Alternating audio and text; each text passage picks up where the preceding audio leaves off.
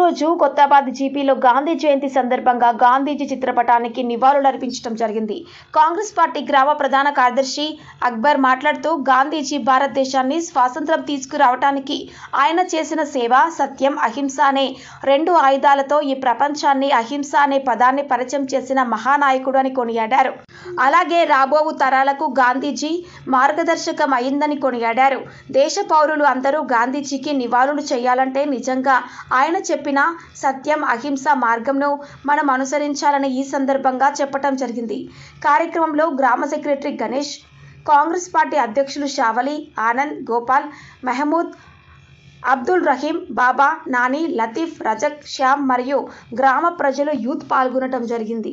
జరుగుతుంటే ఎవరికి ప్రాణహాని కలగకుండా, నష్టం వాటిల్లకుండా ప్రతి ఒక్కరికి సంతోషముతో సుఖముతో మన స్వతంత్రాన్ని సంపాదించి పెట్టినటువంటి గాంధీ తాత ఈ రోజు మనకే కాదు రాగలిగే భావితరాల పిల్లలకు కూడా ఆదర్శంగా నిలవడం జరిగింది.